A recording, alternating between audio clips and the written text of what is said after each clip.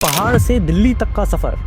हर किसी के जीवन में संघर्ष होता है। रवि नेगी की भी संघर्ष की बहुत लंबी कहानी है। उनके स्ट्रगल्स कैसे रहे हैं, उनकी सोच क्या है, ये बहुत कम लोग जानते हैं। तो उस टाइम उनकी सेवा करी। सेवा करने के बाद उन्होंने बोला क्या चाहिए, उन्होंने नौकरी लग जाए मेरी, तो पापा को नौकरी लगा दी उस जमाने में। ऐसे कौन सा टर्निंग पॉइंट आया आपकी लाइफ में कि आपको लगा कि अब मुझे जनता के लिए काम करना है या समाज के लिए काम करना है? और राजनीति का मतलब हमारे यहाँ सोचता रहे राजनीति में जाएगा, रे घर बर्बाद करेगा। मतलब एक उनकी मनोस्थिति ऐसी रहती थी, उनके माइंड फिक्स था कि भाई राजनीति का मतलब ही नहीं दूर दूर तक। क्या सोचा था कि बीजेपी ही ज्वाइन करेंगे, क्योंकि बहुत सारी पार्टीज हैं और हमसे कहा जाता है ये पहाड़ी क्या राजनीति करेंगे, ये उत्तराखंड से आए, इन पे 2 वक्त की रोटी नहीं है, क्या राजनीति करेंगे। मैं हार के भी जीता और वो जीत के भी हार गया। जी नवरात्रों के टाइम आप मीट की दुकान बंद करवा देते हैं और मीट की दुकान में ज्यादातर मुस्लिम ही ही होते हैं। मेरे घर में 2-3 बार हम पर मेरे ऑबिक मामले हो चुके हैं, क्योंकि मैं हिंदुवादी नेता हूँ। बीजेपी चल रहा है। ये कम पॉडकास्ट में बोला है मैंने। नमस्कार दोस्तों, स्वागत है आपका हमारे पॉडकास्ट चैनल द संवाद अनफिल्टर्ड में। मैं हूं आपका होस्ट तनुज और मैं हूँ शुभांगी नेगी। यहाँ हम लाए हैं उन लोगों की कहानियां जो इंस्पायर करती हैं, मोटिवेट करती हैं और जो हमारे दिमाग में एक नई सोच लाती हैं। ऐसे एक हमारे गेस्ट हमारे सामने मौजूद हैं, जिनका नाम है रविंदर सिंह नेगी, जिनकी विजन, डेडिकेशन और हार्डवर्क की प्रशंसा पूरी दिल्ली में होती है और जिनकी छवि की तुलना यूपी के मुख्यमंत्री श्री योगी आदित्यनाथ जी से भी की जाती है। रविंदर जी, आपका बहुत बहुत स्वागत होना चाहिए। धन्यवाद, बहुत बहुत आभार, आपने मुझे बुलाया। तो रवि जी, सब जानते हैं कि आप एक एमएलए हैं, लेकिन रवि नेगी एक इंसान कैसे हैं, उनके स्ट्रगल्स कैसे रहे हैं, उनकी सोच क्या है, ये बहुत कम लोग जानते हैं। तो अगर आपको मौका दिया जाए कि बताने का कि रवि नेगी कौन है, तो आप क्या कहना रहेंगे? रवि नेगी एक साधारण परिवार, एक गरीब परिवार का जन्मा बेटा है, और जिस संघर्ष से हर किसी के जीवन में संघर्ष होता है, रवि नेगी की भी संघर्ष की बहुत लंबी कहानी है।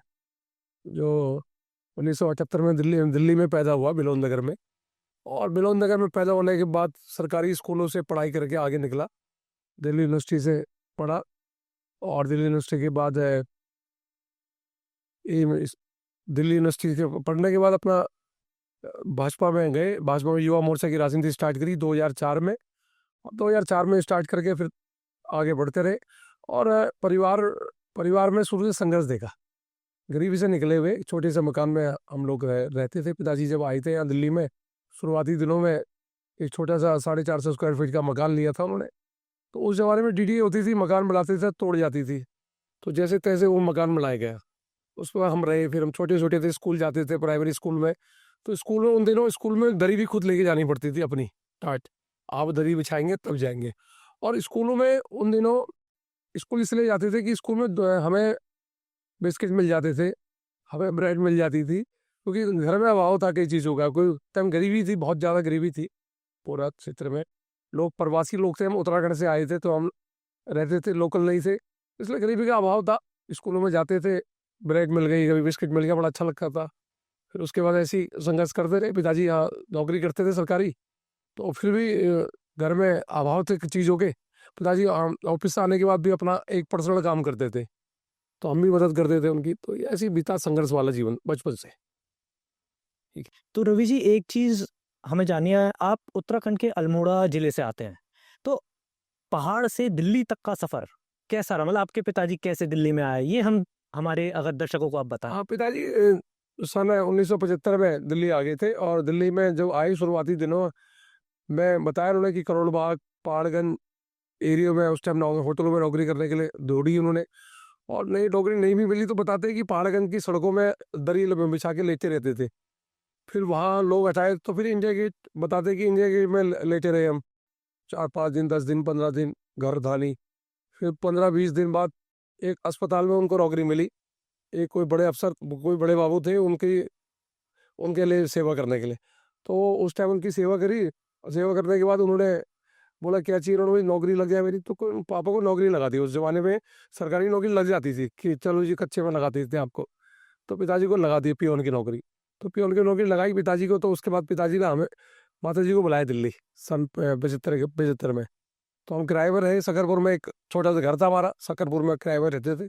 एक कमरा था, उसमें सब लोग हम रहते थे। मैं तो खैर पैदा ही नहीं होता उस टाइम। तो फिर बताते पिताजी की शुरुआत में बड़ा संघर्ष था, एक कमरे में रहना, नौकरी जाना, साइकिल से जाते थे नौकरी, आना जाना। और उसके बाद फिर सन 78 में मैं पैदा हुआ। फिर बिलोन नगर में हमने घर लिया, यहाँ एक मकान लिया छोटा सा, उसको बनाया हमने। तो वही से हमारा जीवन चलते रहा, जैसे अनथराइज कॉलोनी में जी। जीवन चलता है उसी प्रकार जीवन हमारा चलते रहा। आपके परिवार में कितने जने हैं? आपके माता-पिता, आपको मिला कोई बहन-भाई या? परिवार में मेरे एक बड़े भाई है, एक मेरी छोटी बहन है, और मेरी पिताजी अभी 2021 में उनकी डेथ हो गई थी, और माताजी है मेरी। तो परिवार में सभी हैं, और भाई शादीशुदा है, बहन की भी शादी हो सब सेटल है। ठीक है। तो रवि जी, एक चीज़ हमें आपसे जाननी कि ऐसे कौन-सा टर्निंग पॉइंट आया आपकी लाइफ में कि आपको लगा कि अब मुझे जनता के लिए काम करना है या समाज के लिए काम करना है? कोई एक टर्निंग पॉइंट हर किसी की लाइफ में आता है। आपकी लाइफ में वो कैसा था? चलो क्या, मैं गरीबी से उभरा, मैंने गरीबी देखी बहुत नज़दीक से, मुझे गरीबी का दर्द पता होता है। तो पहले तो हम जब पढ़ रहे थे शुरुआती दिनों, हमें लगता था इंडियन आर्मी में जाए हम, क्योंकि मैं उत्तराखंड से बिलोंग करता हूँ, और उत्तराखंड में हर घर में एक फौजी जरूर होता है, और एक सपना होता है कि मेरा बेटा फौज में जाए। जी, जी। तो वो सपना मेरे बाबा ने मेरे लिए देखा। तो मैं फौज में मेरा सिलेक्शन नहीं हो पाया, क्योंकि मैं कांस्टेबल नहीं, मैं थोड़ा अपर चाहता था, तो अपर में मेरा हुआ नहीं। तो फिर मैंने सोचा कि सेवा तो करनी है। फिर कॉलेज में हम गए, कॉलेज में एबीपी की राजनीति करी, छात्र संघ की राजनीति करी। तो उन्हीं दिनों मन में विचार आया कि राजनीति में जाना है, राजनीति के माध्यम से ही हम सेवा कर सकते हैं। तो मैं एबीपी में जाने के बाद फिर मैं युवा मोर्चा की राजनीति मैंने स्टार्ट करी। 2004 में पहली बार मैं एक बिलोन नगर का एक अध्यक्ष बनाया मुझे। तो वहीं से मेरा राजनीतिक जीवन स्टार्ट हुआ। जी। आपने कॉलेज में भी इलेक्शन लड़ा था एबीपी के साइड कॉलेज से? में मैं सदस्य रहा, छात्र रहा, सपोर्ट रहा एबीपी का शुरू से। जी। तो आपकी राजनीति से पहले आपकी पहली जॉब क्या थी? राजनीति पहले आप क्या करते थे? मेरी सबसे पहली जॉब, जब मैं आर्मी की तैयारी कर रहा था, तो उन दिनों हर घर में ये होता था कि जब आप तैयारी कर रहे हैं या आप पढ़ाई कर रहे हैं तो आपको जॉब करनी है। जबकि मेरा रेगुलर कॉलेज था, तो फिर भी मुझे घर में साधन सीमित थे। तो मुझे पहले तो मुझे एक ओखला में एक फैक्ट्री में नौकरी मिली। तो उस फैक्ट्री में मैं ग्रेजुएशन मेरी कंप्लीट हो गई थी लगभग। तो फैक्ट्री मिली, तो फैक्ट्री में मुझे जाना पड़ता था दूसरी जगहों में। स्कूटर दे रखा था LML वेस्पा में, जाता था दूसरी कंपनियों में। और 6-7 महीने बाद तो वहाँ का जो अकाउंटेंट था उससे मेरी बहस हो गई। तो उसने मेरे को कहा कि आप नहीं आए हूँ, तो मैंने छोड़ दी जॉब। मैं घर बैठ गया। घर बैठने के बाद फिर पिताजी का कहना था भी कुछ तो करो घर में, जब आप तैयारी कर रहे हो, घर में साधन नहीं है ज़्यादा, तैयारी करो। फिर मैं blue that company, courier company मेरी, उसमें जॉब लगी।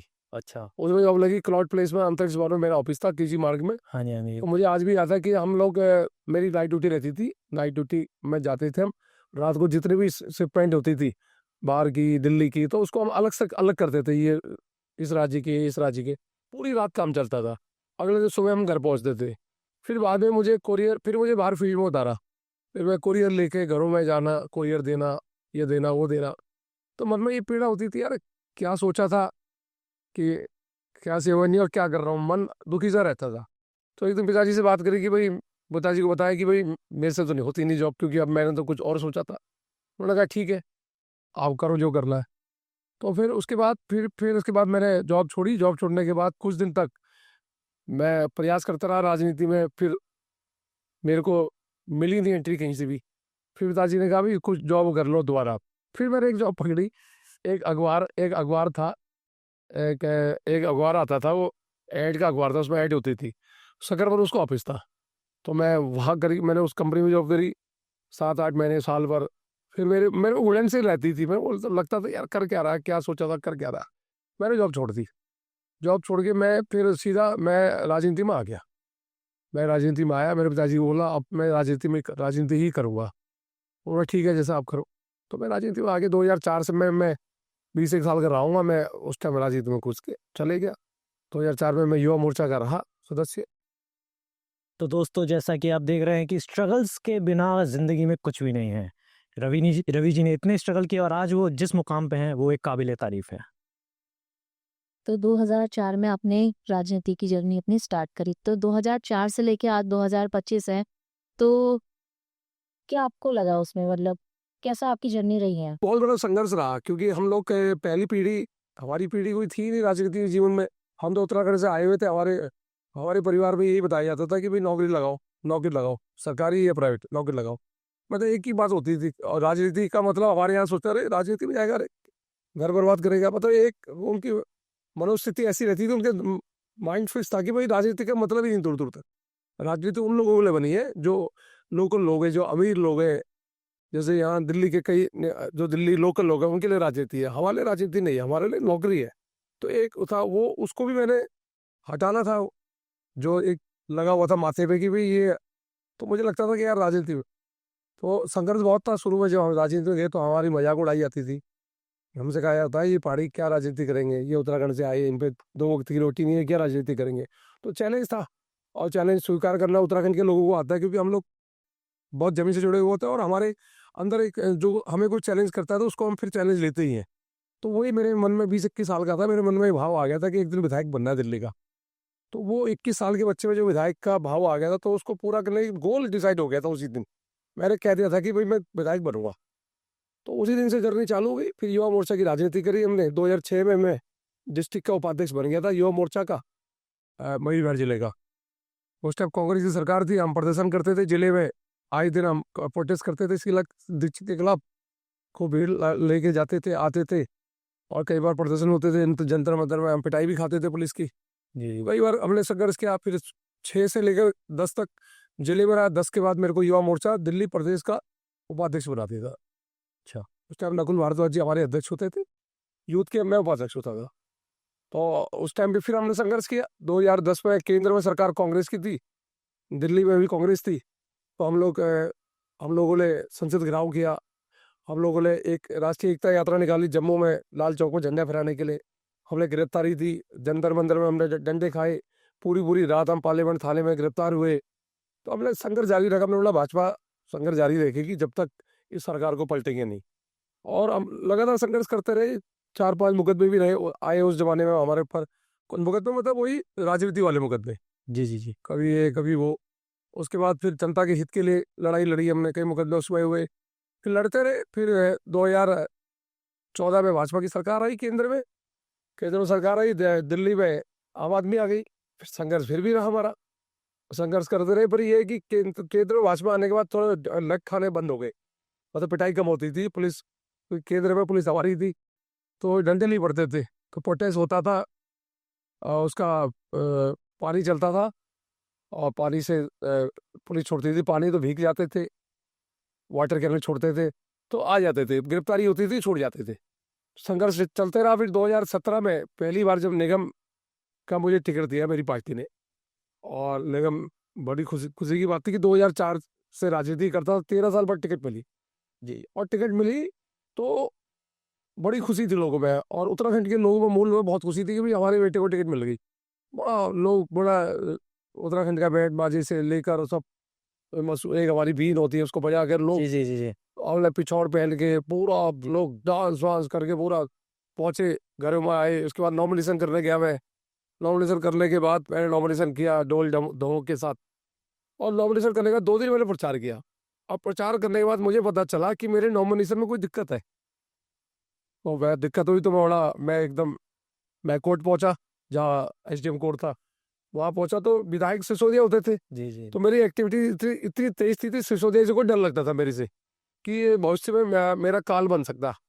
उसको पहले ये लग गया था मेरा काल बनेगा, क्योंकि ये शायद ये लड़का कुछ करेगा। तो 17 में उन्हीं की सरकार थी दिल्ली में, वही विधायक थे, मंत्री थे। तो मेरे नॉमिनेशन में एक साइन सिग्नेचर रह गया था, उस सिग्नेचर ग्राउंड में उन्होंने मेरे नॉमिनेशन कैंसिल करने में डाल दिया। तो मैं जैसे ही पहुंचा तो ADM के आगे ADM ऐसे ही बैठे हुए थे। तो मैंने ADM साहब को बोला, स्कूटी चल रही थी, मैंने कहा जी साइन नहीं करा लीजिए आप, कोई दिक्कत थोड़ी है, साइन छोड़िए, मेरे स्कूटी के करा लीजिए आप। तो उन्होंने साइन नहीं करने दिए। बहुत कोशिश करी दिल्ली भाजपा की, दिल्ली में जो भाजपा के बड़े नेता थे मनोज तिवारी, उन्होंने सबने कोशिश करी कि साइन हो जाए, पर साइन नहीं हुए। मैं कोर्ट गया, कोर्ट से भी राहत नहीं मिली। मेरा आखिरकार मेरा नॉमिनेशन रद्द हो गया। मैं चुनाव नहीं लड़ पाया तो पार्टी भी नहीं लड़ पाई। पार्टी ने सिंबल मुझे दिया था, पार्टी ने किसी को सपोर्ट कर दिया, वो हार गया। अब चुनाव जब मैं नहीं लड़ पाया तो 2017 को जितने मेरा नॉमिनेशन कैंसिल हुआ, मैं रात को घर आया, पूरी रात में सोया नहीं। तो मेरे पिताजी ने मुझे एक ही बात बोली, या तो पूरे जीवन भर रोते रहे कि मेरा टिकट कैंसिल हो गया, मेरा कैंसिल हो गया, या इससे उभर जा, एक नए तरोताजा आ जा, और जी जी। फिर दोबारा उठ। जी जी। तो पिताजी की बात तो लगा तो ठीक। 2-3 दिन प्रयास भी करा, पर ये होता है ना कि जब एक बार टिकट कैंसिल हो जाए बड़ा अजीब सा लगता है कि जो टिकट आपकी थी, आप टिकट कैंसिल होगी, सपोर्ट पार्टी ने किसी और को कर दिया, वो प्रचार कर रहा है, वो जा रहा है, तो सपोर्ट तो उसको हमने किया, पर एक मन में पीड़ा थी यार, तेरी टिकट थी, तो जीतना तय था, बड़ा मन दुखी था, मतलब व्याकुल मन था, बड़ा अजीब सा लगता था, ऐसा लगता कुछ जैसे कोई मातम सा हो गया। जी। और दूसरी पार्टी के लोग आने लगे घर में, आम आदमी के, कांग्रेस के, कि हमें सपोर्ट करिए, अब तो आपकी टिकट कैंसिल हो गया, हमें सपोर्ट करिए। पिताजी ने कहा भाई ये तो भाजपा का आदमी है, भाजपा को ही करेगा, इसे कोई मतलब ही नहीं है। जी। तो 17 के बाद, टिकट कैंसिल होने के बाद, मेरा मन फिर एक बार उठा, मैं एक बार खड़ा फिर हुआ, वाइफ मेरी धर्मपत्नी ने मेरे संभाला, धर्मपत्नी ने कहा, मेरी माँ ने कहा कि भाई दोबारा खड़े हो जाओ, उत्तराखंड के लोग इतनी जल्दी हार नहीं मानते। मैं फिर खड़ा हुआ तो मेरे दोस्तों ने मेरे को कहा कि भाई दोबारा दोबारा आप लड़ना है। मैं लड़ना तो ही, विधायक बनना है मुझे, तो मेरा तो एम ही विधायक बनना है, गोल ही मेरा विधायक है। तो फिर उसके बाद मैं 17 के बाद मैं पार्टी के कामों पर लग गया। उस टाइम मैं प्रदेश से उपाध्यक्ष में हट गया था, कोई पद में नहीं था, मैं पार्टी का कार्यकर्ता था। तो मैंने कहा पार्टी में अपना कार्यक्रम चालू करे। मैंने पार्टी से निवेदन किया, मुझे कुछ दिनों के लिए आप कुछ पद दे दो। तो उन दिनों मेरे मंडल में एक अध्यक्ष काम नहीं कर रहा था, तो मुझे अध्यक्ष बना दिया। वो काम नहीं कर रहे थे, उनको कहीं और जिम्मेदारी दे दी, तो पद खाली था, तो मुझे अध्यक्ष बनाया। तो अध्यक्ष रहते हुए मैंने बहुत सारे काम किए। मैं भीड़ लेके जाता था, कहीं पार्टी बुलाती थी, हर जगह 100 बोलते थे, मैं 200 लेके जाता था। और उसके बाद लोगों ने मजाक उड़ाई, लोगों ने बोला मंडल अध्यक्ष कभी चुनाव नहीं लड़ सकता विधायक का, और लड़ता भी नहीं, कभी कभी नहीं लड़ता, होता ही नहीं कभी, आज तक इतिहास में नहीं हो कि मंडल अध्यक्ष विधायक का लड़ जाए। तो लोगों ने कहा कि सपने बड़े ले रहा है, पर चुनाव नहीं लड़ पाओगे तुम। मैं ठीक है जी, नहीं लड़ेंगे, पर मेरा गोल था कि लड़ना जरूर है। मैंने अपनी टीम तैयार करी, हम लोग कार्यक्रम करने लगे, ये करने लगे। पार्टी ने सर्वे कराया, सर्वे कराने के बाद जब टिकट की बारी आई तो 48 कैंडिडेट थे, 48 लोग टिकट मांग रहे थे। उस टाइम बहुत बड़े बड़े लोग थे, मेयर टिकट मांग रहे थे, दिल्ली प्रदेश के एक अध्यक्ष थे, पूर्वांचल मोर्चे के, वो टिकट मांग रहे थे। बहुत बड़े बड़े नाम थे, बहुत दिग्गज नाम थे, उत्तराखंड के भी बहुत बड़े बड़े चेहरे थे, वो टिकट मांग रहे थे। मेरा नाम 48वें नंबर में था कि इसको टिकट ही नहीं मिलेगी। तो अखबार में भी आया कि रवि नेगी तो छोटा सा है, इसको क्या मिलेगा टिकट, टिकट तो और तय। तो मुझे विश्वास था कि टिकट मिलेगा, क्योंकि मैं मेहनत कर रहा था। और उन दिनों अपने सांसद बन गए गौतम जी, जी। हाँ गंभीर जी सांसद बने। तो एक सांसद ऐसा आ गया जो मुझे लगता था कि जमीनी आदमी, और जमीनी थे भी, उनको कोई लालच नहीं था, ना उनकी कोई लॉबी थी, उनको लगता था कोई अच्छे से निकालने चाहिए। तो उनके यहाँ एक कार्यक्रम था, अभी साजी को आना था, ये मैं आपको बताता हूँ, बहुत ये कम बहुत पॉडकास्ट में बोला है मैंने। अभी साजी को आना था, तो उन्होंने जितने टिकट धारी थे 48 के 48 लोगों को बुलाया, बोला जी कार्यक्रम है अभी साजी का, और आप बताओ कितनी भीड़ लाए हुए। सबसे पूछा एक करके, किसी ने बोला मैं 1000 लाऊंगा, किसी ने बोला 2000 लाऊंगा, किसी ने बोला 5000 लाऊंगा। मेरा नंबर आया, मुझे नाम से भी नहीं जानते थे, ये बताता कोई है ये पंडा था। मेरे से बोला कितने, मैंने जी ले आओ 1000 2000 लोग। कह रहे 1000 या 2000। मैंने जी 1000 आते, और गिन लेना आप। करे ठीक है। अब नेताओं को आदत होती है 2000 5000 बोलने की, तो हमको ये नहीं पता था कि ये गौतम गंभीर है, ये चेक करेंगे, कुछ करेंगे। तो गौतम गंभीर जी ने गेट में अपने 2 आदमी खड़े कर दिए गिरने के लिए। बस ही, मतलब बिल्कुल बिना बताए, अच्छा। चुपचाप किसी को मिल नहीं। जी। अब जो 5-5 हजार लोग कह रहे थे वो अकेले आ रहे थे, जो 10-10 हजार वो तो वो अकेले। अब मैंने 1000 बोला था, तो मैं 1000 जनता के साथ था, और मेरे हाथ में तख्तियां थी, जिंदाबाद जिंदाबाद गौतम गंभीर जिंदाबाद, अमित शाह जिंदाबाद, जी। और हरदीप पुरी जिंदाबाद, ऐसे था मेरे हाथ में। तो उसने तो मेरे को कुछ बोला नहीं उस टाइम, तो उन्होंने भाप लिया कि ये इसमें दम है। अगले दिन उनके लोगों ने बताया कि रवि जी 1000 लाए। मुझे सांसद जी ने बुला लिया अगले दिन ही, टिकट का समय चल रहा था। बोला था यार तुम तो बड़े सही हो यार, वो तो 1000 लोग लाए। मैंने जी हम उत्तराखंड के लोग हैं, झूठ नहीं बोलते, जो कह दिया आपसे कह दिया, और ऊपर से क्षत्रिय हूँ, मैं ठाकुर हूँ, तो झूठ तो बोलना है ही नहीं। जी। कह रहे फिर कैसे लड़ोगे चुनाव, तुम तो चुनाव तो सिसोदिया आगे, इतना बड़ा आदमी है, तुम कहते टक्कर दोगे उसको। मैंने जी आप मौका दो। कह रहे वो तो 18 मंत्रालय है, डिप्टी सीएम है, वो तो तुम्हें फेंक के मारेगा एक बार में। मैंने जी एक बार मौका दो, देखना मेरा, आप मैंने इतने सालों से संघर्ष कर रखा है, मुझे लग रहा है मेरा सपोर्ट करेंगे लोग, क्योंकि मैं गरीबों के लिए जीता हूँ। मैं आज भी विधायक बन गया, तो आज भी मेरे ऑफिस में मैं बहुत काम करता हूँ। तो मेरी एक हैबिट बनी है हर गरीब के काम करना। मतलब 4 से लेकर 20 तक, जब मैं पहला चुनाव लड़ा, दूसरा चुनाव लड़ा विधायक का पहला था, और चुनाव दूसरा था, तो मैं दर्जनों लोग, हजारों करोड़ों लोगों का काम कर चुका था। हजारों बोले, करोड़ों तो नहीं, हजारों लोगों के। तो मुझे विश्वास था, आत्मविश्वास से मैं लबालब भरा हुआ था, कि मुझे पता था टिकट मिलेगी, मैं हरा दूंगा इसको। जी जी तो सांसद जी ने कहा ठीक है मैं तुम्हारे लिए प्रयास करूंगा, पर हमारे यहाँ सांसद जी टिकट नहीं करा सकते अकेले, बहुत सारी टीमें होती है, अलग अलग होती है। जी जी जी अब जी टिकट का नंबर आया, टिकट जैसी टिकट की बात चल रही थी तो सर्वे होता है हमारे यहाँ, अमित शाह जी सर्वे कराते हैं हमारे यहाँ, जी सर्वे होता है। सर्वे हुआ तो सर्वे में मेरा सबसे टॉप नंबर नाम कि रविंदर सिंह नेगी यही हरा सकता है सिसोदिया को। जब पार्लियामेंट्री वोट बैठा है तो सबने बोला कि इसको लड़ा दीजिए जी आप, ये पूर्वांचल मोर्चे का अध्यक्ष है, इसको लड़ाइए, आप मेयर को लड़ाइए, इसको लड़ाइए। तो अमित शाह जी के पास सर्वे होता है, तो अमित शाह जी ने कहा कि भाई ये एक नाम मेरे पास आया है रवि नेगी, ये कैसा नाम है? तो उन्होंने सबको बोला पार्लियामेंट्री वोट बैठा, तो अब कोई जब अमित शाह जी कोई बात कह रहे तो कोई मतलब ही नहीं, कोई बुराई वो करे, चलो ठीक है जी, बोला इसको टिकट दो। अमित शाह जी बोला इसको टिकट दीजिए, तो मोदी जी भी बैठे थे बगल में, उन्होंने भी ओके करा, तो मेरी टिकट हो गई 20 में। तो इतना लोग न्यूज चैनल वालों को लगा कि अरे ये बलि का बकरा बना दिया भाई। एबीपी वाले न्यूज वाले आए, रूबी का ले आया था, ये पता नहीं कौन कौन से एंकर आए, बोला जी आपको तो बलि का बकरा बना दिया। हाँ जी, ये तो मैंने आपकी उनकी वो बाइट देखी थी जिसमें बोला गया था कि ये सीट तो शायद भाजपा जीत साढ़े नहीं आठ पाए। से हारोगे, एक हाथ से हारोगे। मैंने जी वक्त बताएगा, तो हम मेहनत करते रहे, मेहनत करी तो दिल्ली में जरूर हम हार गए। दिल्ली में 62 सीटें उनकी आम आदमी की आई, पर एक सीट ऐसी थी मेरी वाली, मैं हार के भी जीता और वो जीत के भी हार गया। जी जी जी वो 18 मंत्रालय का मालिक था, मैं एक छोटा सा व्यक्ति था, मैंने उसको 12 राउंड तक हराया पीछे, और लास्ट के 13वें-14वें राउंड में मैं हारा, और सिर्फ 1600-1700 वोट से मैं चुनाव हारा। जी जी शायद शायद 2100 का अराउंड मार्जिन था आपका जा रहा। लोगों को याद थी कि भाई उत्तराखंड का शेर था। सबसे ज्यादा गूगल में सर्च किया, मुझे पूरे देश में गूगल में सर्च हुआ कि भाई ये है कौन, है कौन। अगर बड़ा पहुंच गए लोग कैमरे लेके, कोई कहाँ पहुंच गया, कोई कहाँ पहुंच गया। तो मतलब ये था कि जज्बा था, जुनून था, और वो जज्बा और जुनून आपके जब काम आता, जब आप उसको करो, तो वो जज्बा जुनून दुनिया ने देखा। तो एक सवाल मेरा रवि जी ऐसा है कि मनीष सिसोदिया से इतनी खतरनाक दुश्मनी कैसे हुई कि आपने सोच लिया कि अब तो मैं इसे हरा के ही छोड़ूंगा? दुश्मनी दुश्मनी इस बात की 17 की दुश्मनी थी। 17 में जो मैंने टिकट कैंसिल कराया उसने, जो वो खुद अड़ गए वहां पे, वो डिप्टी सीएम था, अगर वो चाहता साइन हो जाते, पर वो उसने प्रेस्टीज इशू बना लिया कि इसका कैंसिल कराना है। फिर मैंने भी प्रेस्टीज इशू बना लिया था, इसको हराना है, इसको भगाना है। एक क्योंकि मैं भी ठाकुर हूँ, वो भी ठाकुर है, तो मैंने कहा इसको हरा हुआ जरूर है और इसको भेजूंगा यहाँ से वापस। तो वो मेरा प्रेस्टीज इशू था, वो मैंने 20 में करके दिखाया, उसको टक्कर भी दी, और अगले चुनाव में 25 वाले चुनाव में उसको भगाया यहाँ से, और उसके जो शिक्षाविद था उसको हरा है। तो जब 2020 के चुनाव के नतीजे आए और जब रिजल्ट डिक्लेयर हुआ कि आप इतने मार्जिन से हारे, तो उस रात आपका कैसा मतलब बिहेवियर कैसा था? मतलब आपको थोड़ा दुख हुआ? मुझे ये जूता देखा, मुझे लग रहा था कि मैं तो यही कॉन्फिडेंस था, मैं चुनाव जीतूंगा। मुझे शुरू से ही लग रहा था चुनाव जीतूंगा जी पर जब मैं हारने के बाद जब न्यूज चैनलों ने बताया कि इतने बड़े आदमी को इसने टक्कर दी, तब मुझे लगा यार तू तो बहुत बड़े आदमी का आगे तर रहा। तो आप पता लगा, तू तो हराने की बात कर रहा, तू टक्कर दी थी, तो मुझे रात को ये लगा यार तू तो बहुत बड़े आदमी का आगे चुनाव लड़ा। जी जी उस टाइम ना कोई शराब घोटाला था, उस टाइम तो तुद्दी बोल रही थी ना, जी जी जी इस बताओ, इनकी तुद्दी बोल रही थी, 62 सीटें आई थी।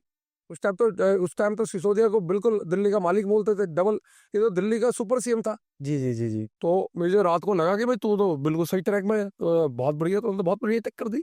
और मुझे हार का कोई मलाल ही नहीं था 1% भी, मुझे लग रहा था हार के जीत गया। फिर मैं जहाँ जाता था लोग मेरे आगे कैमरे लग जाते थे, फिर मैं रात ही रात सुपरस्टार बन गया। जहाँ भी जाला लोग अरे रवि नेगी, अरे रवि नेगी, अरे रवि नेगी, कैमरा लगाओ, ये लगाओ। तो मुझे लगा रही ये क्या हो गया, जो कल तक लोग देखते भी नहीं थे, जागते भी नहीं थे, वो लोग कह रहे कि रवि नेगी, रवि नेगी। तो उस दिन से जीवन बदला। फिर कोरोना काल आया, कोरोना काल में सिसोदिया गायब रहा। मैंने 2 साल खूब मेहनत करी, मैं झुग्गियों में गया, मैंने 4-4 महीने रसोई चलाई, और मैंने गरीब लोगों को खूब मदद करी, मैं खूब मदद करी जितनी मेरे से हो सकी। अपनी जान की परवाह करके मैं लगातार लगे रहा, डटे रहा। तो अभी बीजेपी चल रहा है, तो क्या सोचा था कि बीजेपी ही ज्वाइन करेंगे, क्योंकि बहुत सारी पार्टीज हैं और ये, तो बीजेपी के प्रति ऐसा क्यों? तो बीजेपी राष्ट्र के लिए काम करती है, देश हित के लिए काम करती है, और देश, हमारे यहाँ देश पहले, और उसके बाद पार्टी, उसके बाद हम सेल्फ। हमारे यहाँ ये है, कांग्रेस में पहले सेल्फ, फिर पार्टी, फिर लास्ट में देश।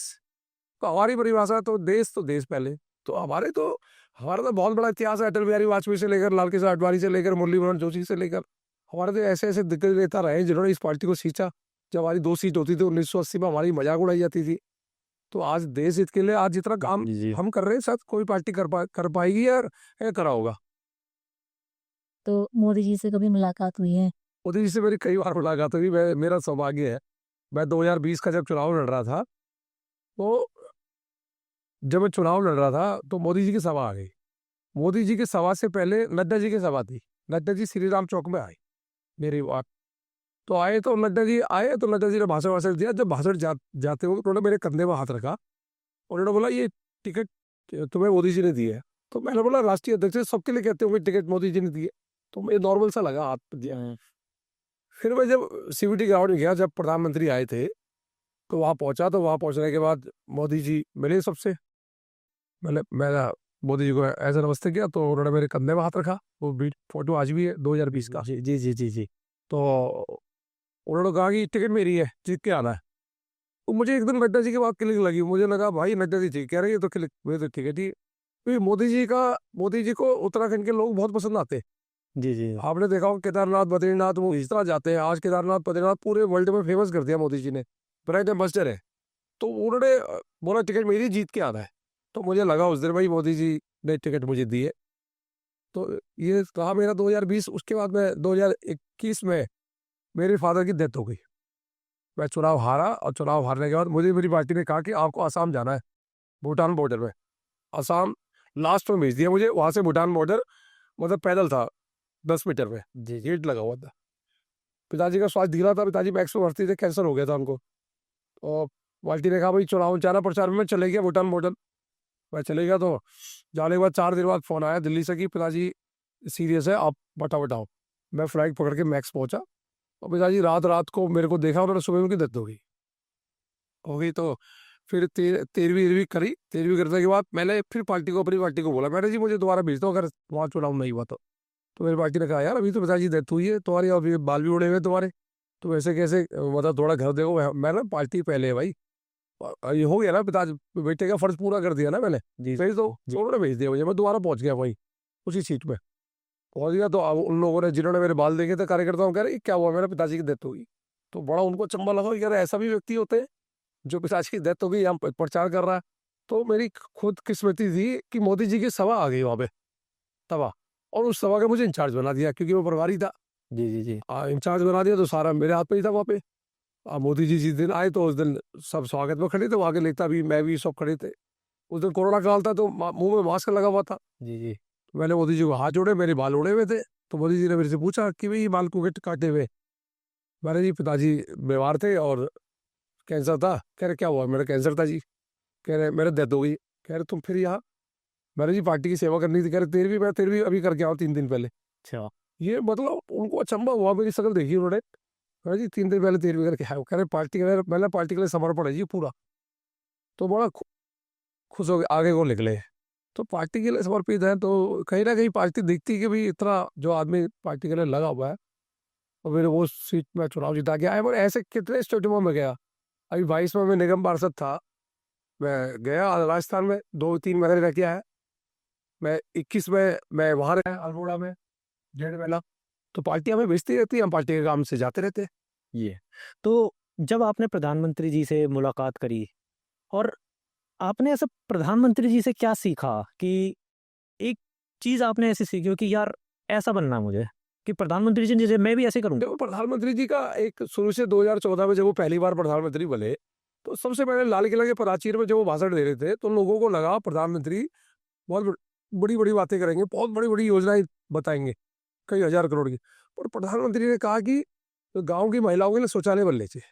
बहुत छोटी बात बोली उन्होंने। जी जी जी बात तो छोटी थी, पर उसका अर्थ बहुत बड़ा था। जो बहनें आजादी को इतने साल होने के बाद भी शौच कर रहे जंगल में जा रही थी, उस बहन को आत्मसम्मान के लिए शौचालय की बात करी मोदी जी ने। मोदी जी ने कहा कि लकड़ी से खाना नहीं बनाएगी, उसको उज्ज्वला गैस में सिलेंडर दो, ये बात करी। मोदी जी ने जन धन खाता खुलवाया उनके लिए। तो मुझे लगता था कि यार ऐसे प्रधानमंत्री ऐसा बनना चाहिए। जरूरी नहीं मैं प्रधानमंत्री जैसा करूँ, मैं प्रधानमंत्री जैसा 1% जो अगर मैंने कर दिया तो मेरे लिए बहुत है। तो मेरे को प्रधानमंत्री से बहुत प्रेरणा मिलती है, काम करने की शक्ति आती है, ऊर्जा आती है। जी जी जी तो अब रवि जी थोड़ा सा पर्सनल साइड की बात करते हैं। आपका डेली रूटीन कैसा होता है? मतलब आप उठ के मतलब सबसे पहले क्या करते हैं? मैं सबसे पहले 6-6:30 बजे उठता हूँ और उठने के बाद मैं पहले पानी वानी पिया, अपना नींबू पानी पिया, ग्रीन टी पी ली, ब्लैक कॉफ़ी पी ली। उसके बाद मैं फ़ोन लेके बैठ जाता हूँ और देखता हूँ कोई कंप्लेंट है।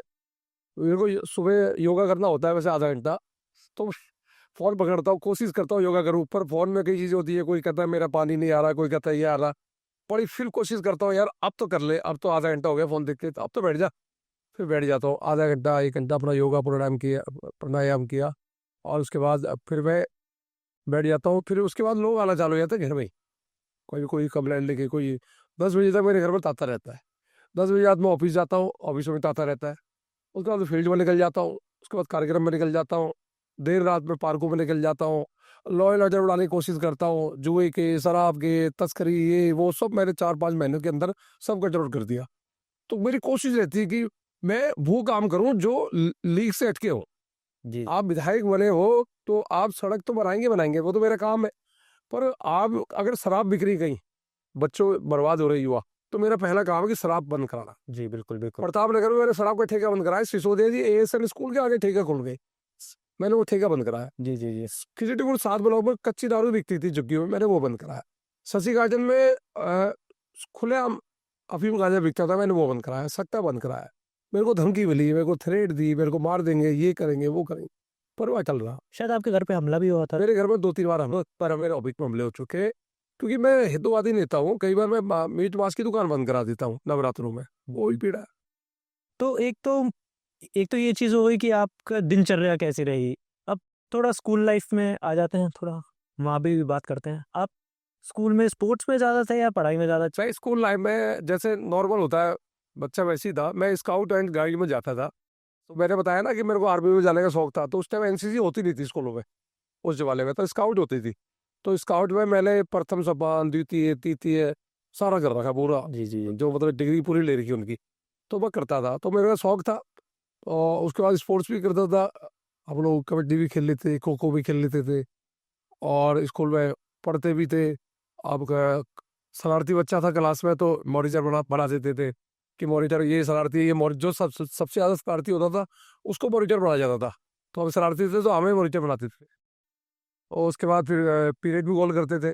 पहला पीरियड में हाजिरी थी, उसके बाद पीरियड पे गायब हो गए, फिर पर सांप को फिर आ गए, तो ऐसा भी करा। जैसे कि अभी आपने कहा कि नवरात्रों के टाइम आप मीट की दुकान बंद करवा देते हैं और मीट की दुकान में ज़्यादातर मुस्लिम ही होते हैं। तो कभी इन सब आलोचनाओं का सामना करना पड़ा कि नहीं आप तो हिंदुओं के पक्ष में ज़्यादा बोलते हो और मुस्लिमों के अगेंस्ट हैं, ऐसा कुछ? देखो मैं हिंदू परिवार में पैदा हुआ।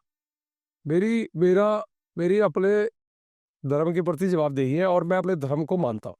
सम्मान में सब धर्म का करता हूँ, पर मैं मानता हूँ अपने धर्म को, हिंदू धर्म को। और हिंदू धर्म में अगर मेरे हिंदू भाई अगर परेशान हो गए तो मैं परेशान होऊंगा। तो नवरात्रों में हमारे पावन पर्व होता है, हम साल में 2 बार आता है। अगर मेरे मंदिर के सामने मांस कटेगा तो मैं बिल्कुल बंद कराऊंगा, चाहे मैं सत्ता में हूँ चाहे सत्ता में ना हूँ। जब मैं सत्ता में नहीं था, विधायक नहीं था, तब भी मैं बंद कराता था। अब मैं विधायक बना हूँ तो अब भी बंद कराता हूँ। तो मेरा सीधा हिसाब है, चाहे वो मुस्लिम हो चाहे हिंदू हो, मेरा सीधा हिसाब है कि नवरात्रों में आप दुकान नहीं खोलेंगे। मैं निवेदन करता हूँ, पहले तुम्हारा निवेदन करता हूँ, फिर तीसरी बार जो मुझे करना होता है मैं करता हूँ। तो अधिकतर मांस की दुकानें मेरे विधानसभा में बंद रहती है नवरात्रों में। मेरा विरोध भी करते हैं, मुस्लिम कौम कहती है ये मुस्लिम विरोधी है, ये मुस्लिमों का विरोध करता है। आपकी तो चर्चा ओवैसी साहब के घर तक हुई है। हाँ, आपकी तो चर्चा ओवैसी साहब ने भी करी है। जी, मेरे से परेशान रहते हैं। पहले कहा मैं आपके धर्म को नहीं मानता, मैं अपने हिंदू धर्म को मानता हूँ, पर मैं किसी के खिलाफ नहीं हूँ। मैं किसी धर्म के खिलाफ नहीं हूँ, किसी जाति विषय के खिलाफ नहीं हूँ। पर मेरे धर्म में कोई आँच आएगी तो मैं उससे बर्दाश्त नहीं करूँगा। मेरी आस्था मेरे धर्म की प्रति है, मेरी आस्था मेरे अपने हिंदू धर्म के प्रति है, तो मैं अपनी जवाबदेही भी हिंदू धर्म की है। अगर मेरा हिंदू परेशान है तो मैं उसके लिए काम करूँगा। जी। पर रवि जी, जब आप चुनाव के लिए वोट मांगने जाते हो तो आप दोनों पक्षों से वोट मांगते हो कि आपको वोट दोनों पक्ष? मैं नहीं मांगता वोट, मेरी यही तो खासियत है। मैं मुसलमानों से वोट ही नहीं मांगता। मैं अभी 2025 का चुनाव लड़ा, तो मैंने खुले मन से कहा मुझे नीची मुस्लिम का वोट भाई, मेरे हिंदू जिता देंगे। खुले मन से, पहले दिल्ली में पहला विधायक प्रत्याशी था जो खुले मन से कह रहा था कि मुझे वोट नीचे तुम्हारा मुसलमानों का।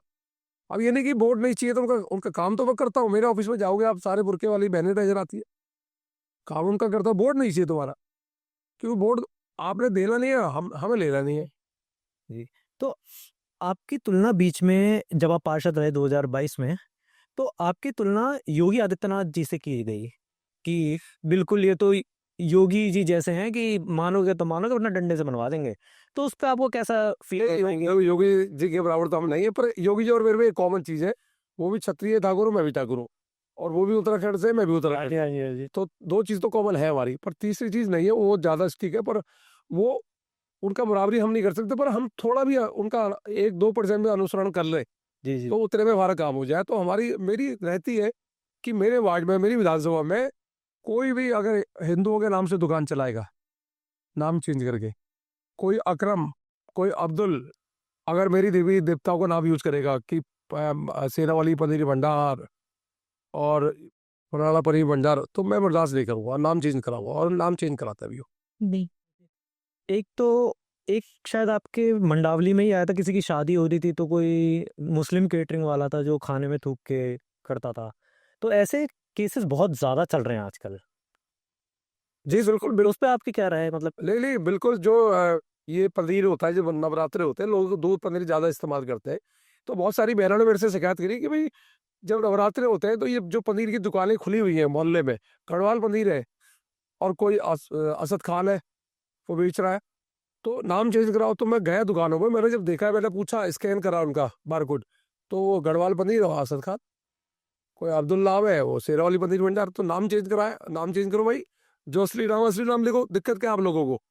मतलब व्यापार भी हमसे करना है, हमारे नाम से, जी जी जी खाना भी हमसे ही है, और गुर्राना भी हमसे ही है, दोस्त भी हमें दिखानी जी जी जी है ना? इस देश के खिलाफ जाना है, जब भारत पाकिस्तान का मैच हो तो पाकिस्तान की पक्ष ले ला तुमने, है ना? तो ऐसे नहीं चलेगा ना देश में। जी जी जी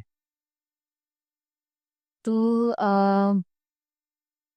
जब आपके सामने मुश्किलें आती हैं मतलब इस तरह की, तो कैसे मतलब बुरा भी लगता होगा कभी कभी कि यार ये क्या, कभी कभी ऐसा मतलब फील होता है आपको कि मतलब मतलब जैसे आप चाह रहे थे कि आप राजनीति में आए, लोगों की मदद करें, वो आप कर भी रहे हैं, लेकिन बीच बीच में कभी कभी ऐसी स्थितियां बन जाती, परिस्थितियां आ जाती हैं कि आपको डिमोटिवेट सा हो जाता है बीच बीच में, तो कैसे? कई बार मन होता है, मैं जब बिजनेस करता था, काम करता था, तो उस टाइम भी मैं मदद करता था गरीबों की बहुत, और मेरे को याद है मेरे पास कई बार पैसे भी नहीं होते थे जेब में जब हम काम करते, और परिस्थिति वैसी रहती थी, पर लोगों की मदद करने की बड़ी इच्छा रहती थी। तो ऐसे दिन भी देखे कि जेब में पैसा नहीं है, वो मदद करनी है, वो दिन भी देखे। उन दिन को देख के भी मेरे को कई बार मैं घबरा जाता हूँ कि यार इतनी बुरी स्थिति भी थी कि पैसे नहीं होते थे जेबों में, और मन करता था लोगों करे काम, तो कैसे करे? तो वो स्थिति से भी हम निकले। पर आज आज राजनीति में आ गए, पर मन तब खराब होता है जब मैं 7-8 महीने मेरे को हो गए, मैं लगातार फील्ड में होता हूँ, सुबह 7 बजे जाता हूँ, रात को 1 बजे घर घुसता हूँ, और खाने का टाइम नहीं, पीने का टाइम नहीं, लोगों पीने मतलब पानी पीने का टाइम नहीं होता कई बार, कई चीज़ें। तो लोगों को उम्मीदें बहुत है, 12 साल से विधायक आज से सौदे आए नहीं, मैं काम भी करता हूँ, 90% काम हो जाते हैं, तो 1% काम नहीं होता, तो लोग विरोध भी करते हैं। मैं लोगों को समझाता हूँ भाई थोड़ा तो समझ दो, लोग कई बार ज्यादा कर देते हैं, लड़ने झगड़ने का आया था। अभी मैं यहाँ को आ रहा था तो ऑफिस में कुछ महिलाएं झगड़ने आ गए, मैंने उनसे कहा, बहन जी 12 साल से जोतिया तो आए नहीं, उसको तो आप बोल नहीं पाए, पर मैं आप काम कर रहा हूँ तो आपको मेरे से उम्मीद भी है, पर मैं कर तो रहा हूँ, थोड़ा तो समझ दीजिए। तब थोड़ा सा मन अशांत होता है, यार ये क्या है, इतनी इतनी मेहनत कर रहे हैं, उसके बाद भी लोग विरोध कर रहे हैं, लोग जबरदस्ती चीजें कर रहे हैं, तब थोड़ा मन दुखी होता है, फिर थोड़ा अगले दिन फिर नॉर्मल हो जाता हूँ। एक जिस क्षेत्र से आप आते हैं, पटपड़गंज विधानसभा आपका क्षेत्र लगता है, वहाँ पे मैंने जैसे यहाँ पे आने से पहले कुछ लोगों से बात कर रहा था, मैं आते वक्त मैंने 2-3 लोगों के टॉपिक लिए थे, तो वहाँ पे सबसे ज़्यादा समस्या जो है वो सीवर और पानी की है, क्योंकि वहाँ पे मैंने बहुत लोगों से बात करी, उन्होंने कहा पानी बहुत गंदा है। तो इस पे आपका क्या कार्य चल रहा है? सरकार की तरफ से क्या मदद हो रही है? उसको आप जरा हमारे दर्शकों के लिए बताइए। ये ना हमें विरासत में मिली चीजें, मतलब सीवर, ब्लॉक, पानी गंदा, ये हमें पिछली सरकार ही दे गई। 12 सालों में कोई भी ड्रेनेज में इन्होंने काम नहीं करा। सन 1976 में मास्टर प्लान आया था ड्रेन का, 76 में 60 लाख की आबादी थी, अब 76 के बाद लेकर 60 लाख तब थी, आज 2025 में 2.5 करोड़ जनता रहती है दिल्ली में, जी जी और ड्रेनेज प्लान वही चल रहा है, वही नालियां, वही नाले, वही सब एसटीपी प्लान वही चल रहे हैं। जी जी जी अब 2025 में आप लगा लो 76 से 25, मेरे को लग रहा 50 साल लगभग हो गए। अब 50 साल बाद मास्टर प्लान ड्रेनेज का हमारी सरकार कल लाई है, जिसमें आने वाले 50 साल के बारे में सोचा है कि नालों दोबारा बनेंगे, ड्रेनेज बनेगी, एसटीए प्लांट बनेंगे, यमुना गंदी हो रही है, नाले जा रहे हैं उसको ठीक करेंगे।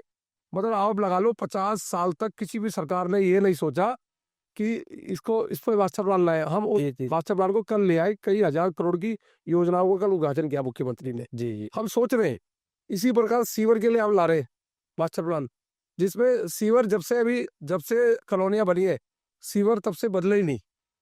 जब आज से 25-30 सालों के सीवर बदले थे, तो सीवर को बदलने के लिए बहुत मतलब बड़े लेवल में प्लानिंग चल रही है, सीवर बदले, जी पानी की लाइन बदले, जी, उस काम चल रहा है। जी पर वो काम इस साल इस योजना में नहीं दिखेगा, उस अगली योजना में नजर आएगा काम।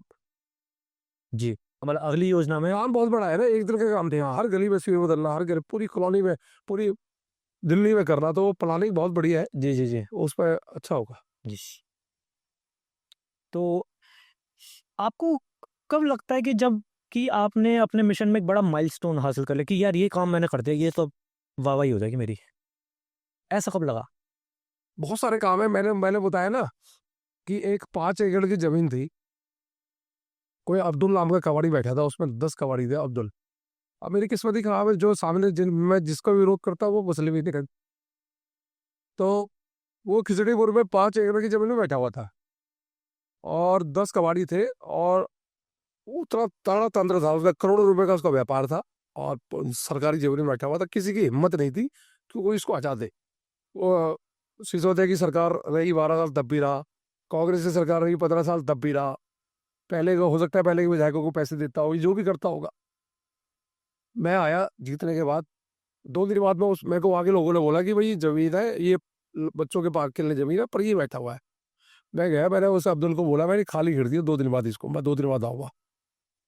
और उसने बोला जी कर दूंगा। फिर अगले दिन उसने न्यूज़ में वो बोला लोगों को कि बहुत सारे विधायक आते हैं और आए गए, हम तो 25 साल से बैठे हैं, 35 साल से, हम नहीं खाली करेंगे, ये तो हमारी जमीन है। अच्छा भाई ठीक है जी।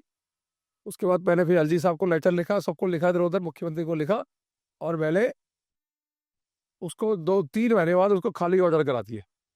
और मैं खुद 10 जेसीबी लेके गया और पूरे ट्रक लेके गया, सारा उसका लदवाया।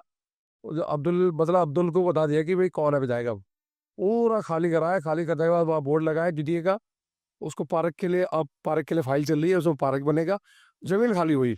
जी वहाँ हजारों लोग, उन लोगों को लगा कि यार ऐसा भी हो सकता है, तो बड़ी संतुष्टि मिली दिल में कि यार बच्चों के लिए भी बनेगा पार्क। ये मेरा माइलस्टोन था उस टाइम। जी एक उसी के बल में एक 25 साल से एक दारू बेचती थी कच्ची, कई घर मार दिए, बर्बाद कर दिए। उस दारू वाली को जब मैं विधायक बना, उसके पति को पहले बीसी बनवाया, उसमें मुकदमा दर्ज कराए, फिर उसको दिल्ली आउट कराया, तड़ी पार कराया। उसके बाद उसकी वाइफ बेचने लग गई दारू, उसकी वाइफ को मैंने बीसी बनवाया, उसको तड़ी पार करवाया। फिर आज वो दुकान बंद हो गई। अब लोगों ने अभी धन्यवाद रखा, वाह वाह करी लोगों ने। जी तो ये संतुष्टि देते हैं मन को।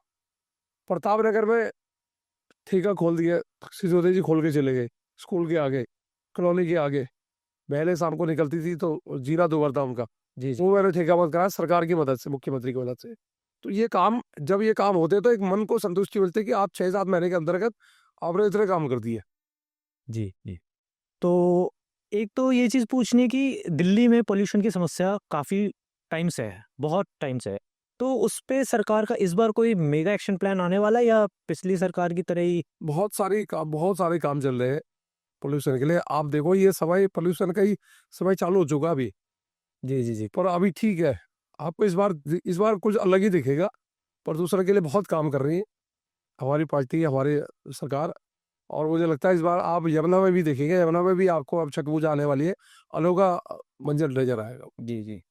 एक और सवाल है कि आज के टाइम पे जो यूथ पॉलिटिक्स है, टेक्नोलॉजी है और एम्प्लॉयमेंट है, ये तीनों साथ-साथ चल रहे हैं। तो आपको क्या लगता है किस चीज़ पे सबसे पहले फोकस करना चाहिए युवाओं को?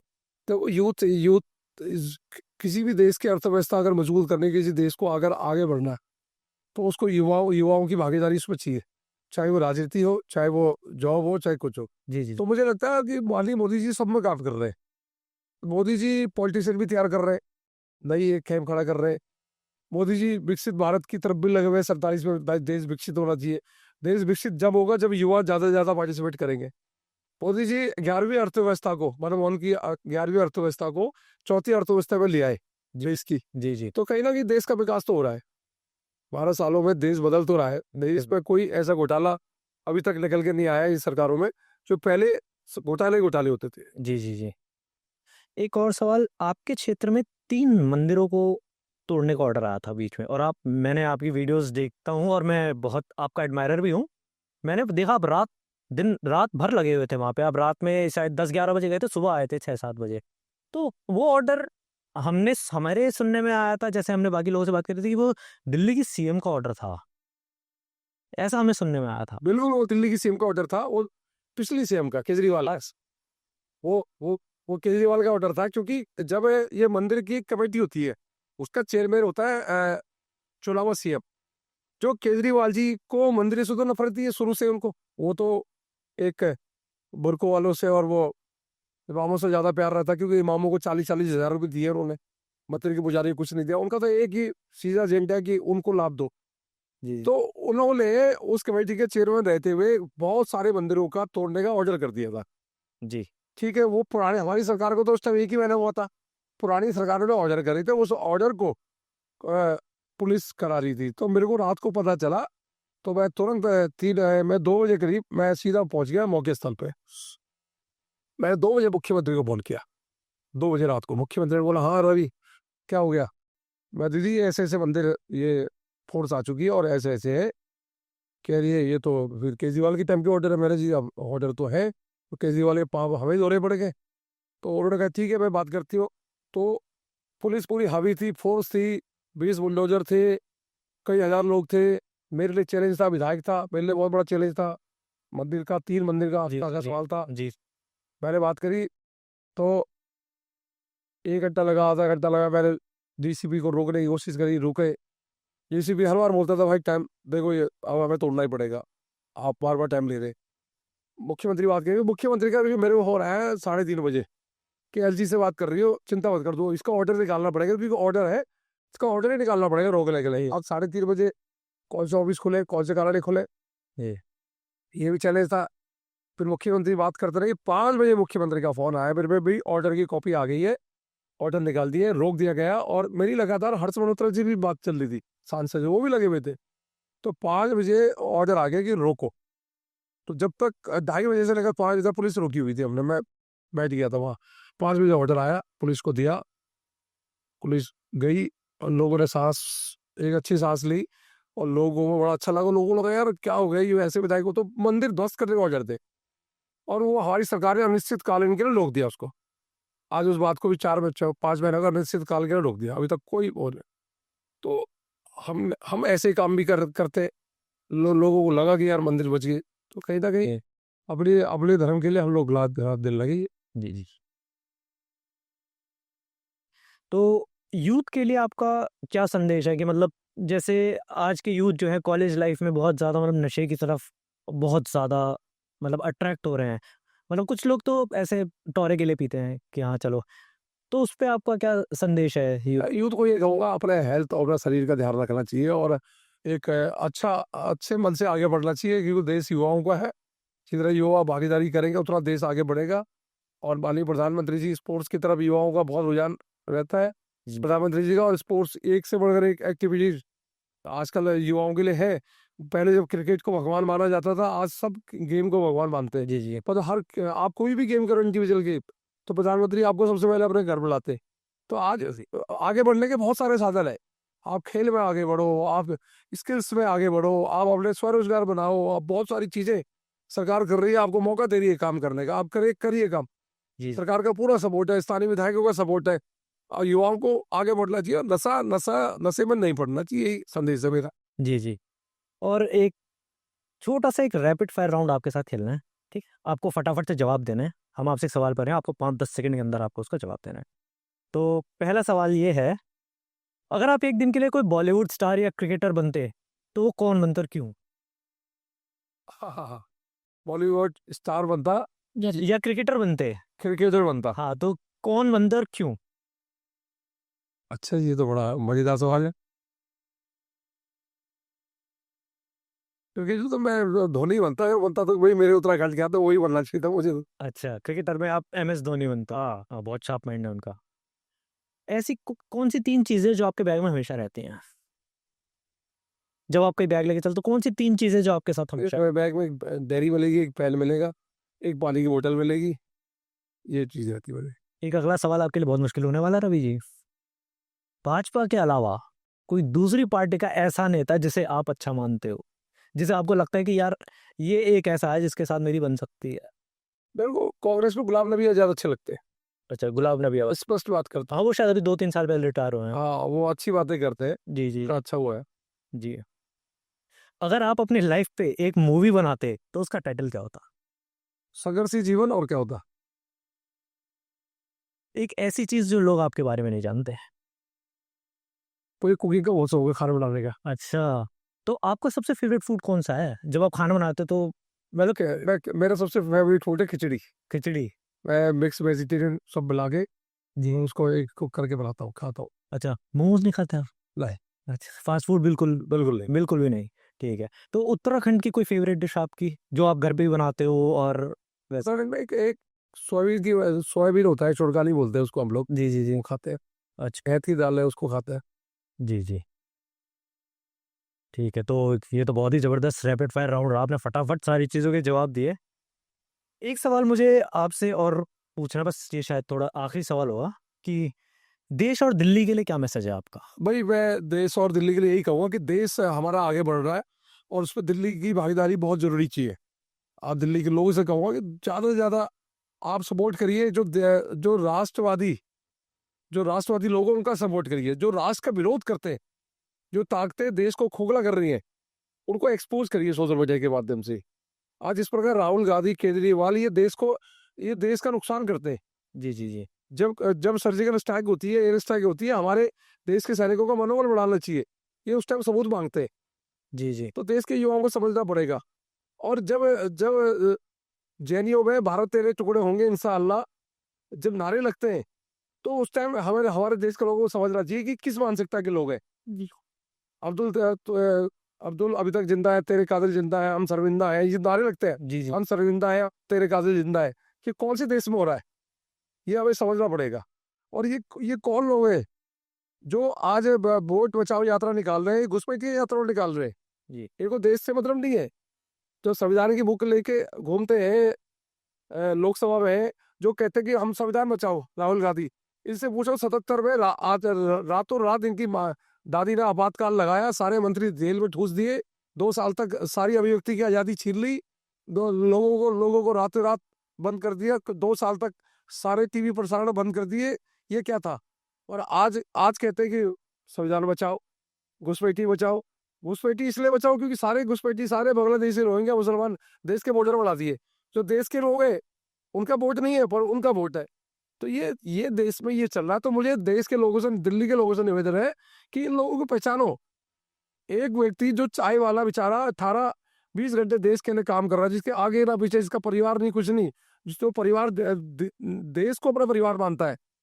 जी, जी, जी। मोदी जी से किसी ने पूछा एक दिन, मोदी जी ने पूछा कि सबके परिवार होते हैं, जी। हर कोई चाहता है कि मैं अपने भतीजे को पढ़ाऊं, मैं अपने बेटे को पढ़ाऊं।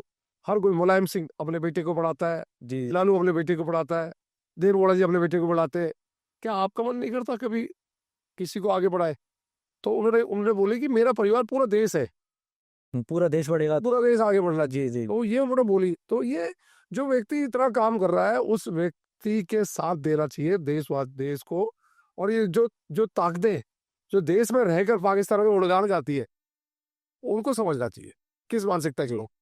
एक सवाल मेरे दिमाग में अभी-अभी आया बिल्कुल, जैसा कि अभी भारत और पाकिस्तान के बीच में बहुत ही तनावपूर्ण स्थिति रही है बीच में, तो उस टाइम पे हमारा देश बहुत ही मतलब खून सबका उबल रहा था कि अब हमें कुछ करना चाहिए, हमें करना चाहिए, और बहुत टाइम तक फायरिंग चली भी, दोनों साइड से युद्ध हुआ। लेकिन लोगों को अंदर एक गुस्सा इस चीज़ का है कि जिस दिन हम सोच रहे थे कि जिस रात लाहौर हमारे कब्ज़े में होगा, उस दिन मोदी जी के द्वारा सीज़ फायर कर दिया गया। नहीं, ये तो दूसरी पार्टी भ्रमित कर रही है।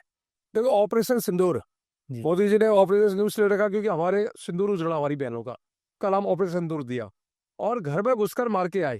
जी पूरे अमेरिका ने दिखाया कि इंडिया ने उनके घर में घुसकर उनके जो आतंकवादी ठिकानों में, उनकी मस्जिदों में बम फेंके गए, कई सैकड़ों लोग मरे, जी जी कई सैकड़ों लोग मरे। आज देश का प्रधानमंत्री के ऊपर बहुत सारी जिम्मेदारी है जी आर्थिक जिम्मेदारी भी है, सामाजिक जिम्मेदारी है। जिस देश में ज्यादा दिन युद्ध चलता है उस देश में भुखमरी भी होती है। जी। तो दोनों पहलू लेकर चल रहे हैं। जी आपको देश का बदला भी लेना है, सामने वाले से बदला भी लेना है, पर देश के लोगों का भी भला करना है। आज पाकिस्तान में आटे का रेट 200 रुपए किलो है, लाले पड़ रहे हैं खाने के उनके। जी जी और आज देखिए हमारे यहाँ जीएसटी जो आया अभी तो 2 दिन बाद जो आपको बेनिफिट मिलने वाला है, जीएसटी को दर ही खत्म कर दी।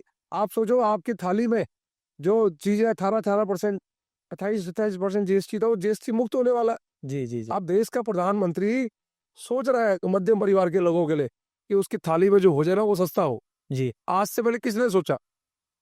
तो कहीं ना कहीं देश को भी आगे बढ़ाना है। देश में आज जितने भी हथियार बन रहे हैं, देश के मैन्युफैक्चरिंग है, देश स्वदेश का बन रहा है। और माननीय मोदी जी, मैं आपके पॉडकास्ट के माध्यम से भी लोगों को कहूंगा, त्योहारों का फेस्टिवल आ रहा है, आप स्वदेशी चीजें अपनाएं। जी जी अभी जो टैरिफ चल रहा था पाकिस्तान अमेरिका को घुटनों में आया नहीं आया, जी जी जब बोला इंडिया हमारे प्रधानमंत्री ने स्वदेशी अपनाओ, तो स्वदेशी चीजें लोगों ने स्वदेशी अपनाना चालू कर दिया, तो एकदम गिरावट आ गई चीजों में। तो मैं आज भी आपके माध्यम से लोगों को कहूंगा कि स्वदेशी चीजें अपनाओ और अपने देश का पैसा अपने देश में लगाओ। और स्वदेशी चीजें जिसमें देश की खुशबू आए, देश की मिट्टी की खुशबू आए, वो देश में बनी हो, जी। देश के कारीगरों से बनी हो, उनका इस्तेमाल का। बिल्कुल, ये मोदी जी का संदेश हम भी अपने दर्शकों को पहुंचाएंगे कि इस नवरात्रों पे स्वदेशी चीज़ों का इस्तेमाल करें, विदेशी चीज़ें ना खरीदें, चाइनीज चीज़ तो बिल्कुल ना खरीदें। तो क्वेश्चन मैं अगर करना चाहूँ, राहुल गांधी जी के बारे में आपका क्या ख्याल है? राहुल गांधी पप्पू सही है नाम उनका, जिसने भी रखा है वो पद्म श्री मिलना चाहिए। है ना? देखो इनको विरासत पे मिली चीजें, संघर्ष कभी देखा नहीं है। आपकी माँ इटालियन, आपके पिताजी हिंदुस्तानी, और इटालियन कल्चर आपका बाहर का है। जब भी देश में आपदा आती है आप इटली चले जाते, जब भी कुछ भी हुआ, कोरोना काल आया इटली चले गए आप, अभी बाढ़ आई आप नेपाल पता नहीं कहाँ चले गए, मलेशिया चले गए, कहाँ चले गए। आपको देश से मतलब ही नहीं है, और विदेश में जाकर आप देश की बुराई करते हो। अटल बिहारी वाजपेयी जी ने कहा था कि अटल बिहारी वाजपेयी जी एक पहले व्यक्ति थे जब कांग्रेस की सरकार थी और बाहर प्रतिनिधित्व कर रहा था। हम बांग्लादेश से जीते थे, नहीं, हमने प्रतिनिधित्व कर हाँ, रहा था, बाहर जाना था, यूएन में जाना था। और इनको यहाँ से एलिगेशन लिखकर इनको भेजा गया अटल जी को। जी जी जी अटल जी अपने भारत का पक्ष रख के आए वहां पे। हमारे विरोध होंगे, हमारे मतभेद होंगे, पर हमारे मनभेद नहीं होने चाहिए, क्योंकि देश कहीं ना कहीं हमारा सबका एक ही मकसद है, देश आगे बढ़ना चाहिए। पर इस राहुल गांधी का मकसद है उसका परिवार आगे बढ़ना चाहिए, उसके साथ में जो सहयोगी दल है उनका परिवार आगे बढ़ना चाहिए। तो उससे तो मोदी जी चाहते हैं कि देश आगे बढ़ना चाहिए। जी। तो रवि जी, आपका बहुत बहुत धन्यवाद हमारे पॉडकास्ट में आने के लिए। हमारे सवालों की यहीं पे ख़त्म होती है और आपने बहुत ही बेबाकी से हमारे सवालों के जवाब दिए। तो दर्शकों, आज का हमारा पॉडकास्ट यहीं ख़त्म होता है। ये थे रविंदर सिंह नेगी, पटपड़गंज क्षेत्र के विधायक, हमारे साथ, जिन्होंने बहुत ही बेबाकी से हमारे सवालों के जवाब दिए। अगर आपको पसंद आया हो तो लाइक करें, सब्सक्राइब करें और शेयर करें हमारे चैनल को। मिलते हैं अगले शो में। धन्यवाद।